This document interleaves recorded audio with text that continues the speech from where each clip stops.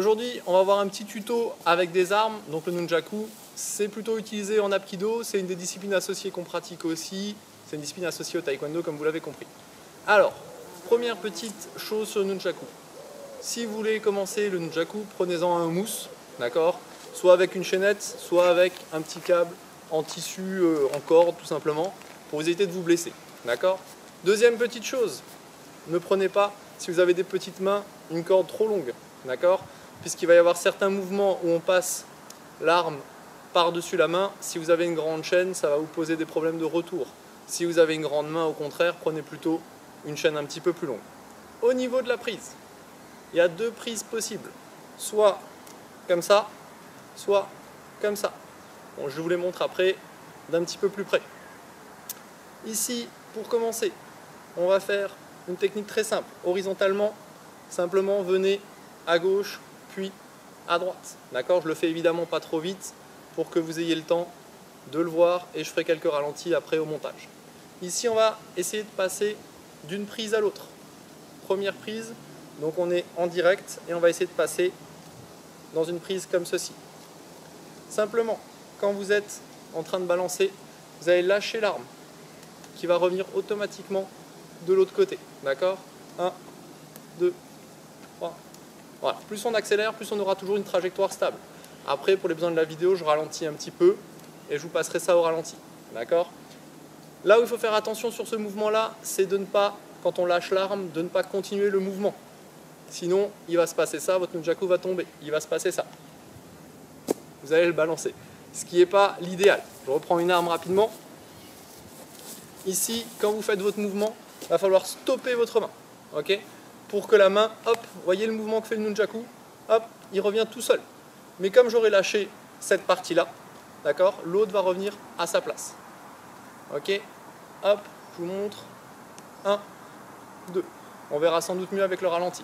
Ok? Simplement, voilà. Une petite précision, quand vous avez votre nunchaku, ne laissez pas traîner vos doigts.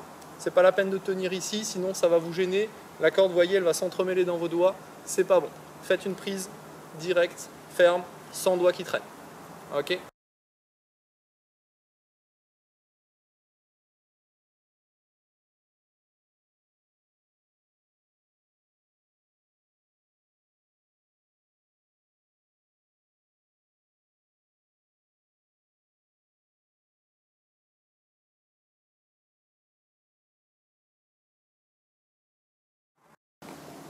Voilà. Donc on a vu le premier mouvement horizontal. Ok? On va voir maintenant un mouvement qui est devant soi, celui-là.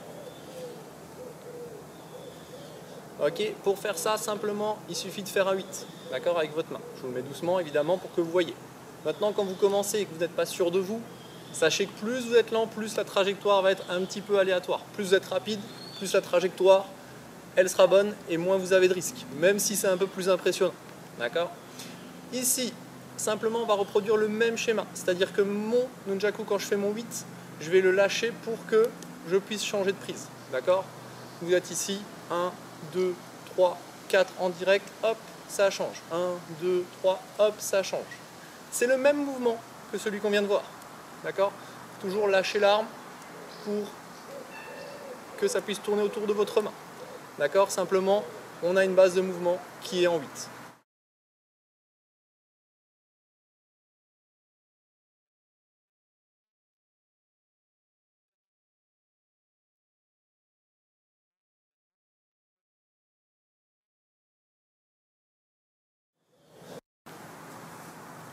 Voilà, donc maintenant qu'on a vu ces deux passes horizontales, d'accord, plus évidemment en 8, ok, plus changement à chaque fois de main. Ici, ce qu'on va voir simplement, c'est le changement de main, puisque une fois que vous avez fait ces mouvements-là d'une main, bah simplement, il faudra aussi la travailler avec l'autre main, ce qui est logique. Ici, premier changement possible, par-dessus le bras. Ok, il suffit juste de balancer au-dessus et de monter un peu le coude. Votre main ici, elle vient simplement récupérer en dessous. Je vous montre de dos. Ok, toujours dans une prise sans les doigts. Laissez pas vos doigts traîner. D'accord? Et après ici, soit vous pouvez repartir avec la même main, soit ici vous pouvez très bien changer de main. C'est tout à fait possible. Ok? Il n'y a pas de problème après sur les changements. Ok? Deuxième changement possible. Vous pouvez aussi changer votre nunchaku par le dos. C'est-à-dire, ici, on est là, et on va changer le nunchaku, cette fois-ci, la main dans le dos. Donc on passe plus ici, au-dessus du bras, mais directement en croisé dans le dos. Ok, je vous montre de l'autre côté, simplement, c'est pas très compliqué, vous allez le voir. Donc, cette fois-ci, avant ma main, elle venait devant moi. Je passe ici le nunchaku. Maintenant, ma main, elle est dans mon dos et simplement, je viens en croisé. Ok, je viens en croisé, en diagonale, changer. Ok, c'est assez simple en réalité. Ok. Et maintenant, il faut attaquer éventuellement la pratique avec 2 nunchaku en même temps. S'il vous plaît. Ok. Toujours en changement au-dessus, d'accord? Si jamais vous sortez d'un mouvement et que vous avez une prise de cette manière-là, c'est aussi possible de changer l'arme. Ici, vous allez dire ça bloque. Mais avant de passer à cette prise-là, simplement, verticalement plutôt, vous changez de prise. D'accord? Vous êtes ici et 1, 2, 3. Ok? On est normalement en prise directe. Là, on va faire une prise inversée. Ok? On va faire 1, 2 et 3. Ok? Doucement, c'est un peu moins pratique. Mais c'est le mouvement. Ok? Je suis en prise inversée.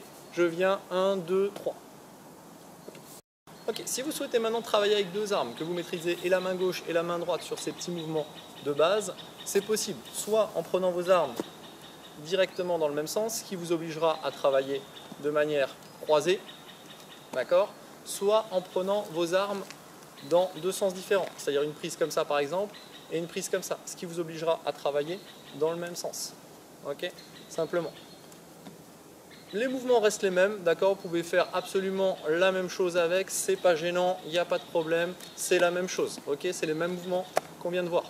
Maintenant, simplement, ce qu'il faut penser à faire, c'est à travailler à 2 hauteurs différentes, d'accord, tout simplement pour qu'il n'y ait pas de choc, que ça ne s'entrechoque pas, je vais essayer de faire choquer, voilà, que ça se gêne, ou que simplement les bâtons se choquent. Si vous travaillez à la même hauteur, ça devient un peu compliqué. Travaillez à 2 hauteurs séparées, simplement, pour pouvoir faire vos mouvements tranquillement, sans problème.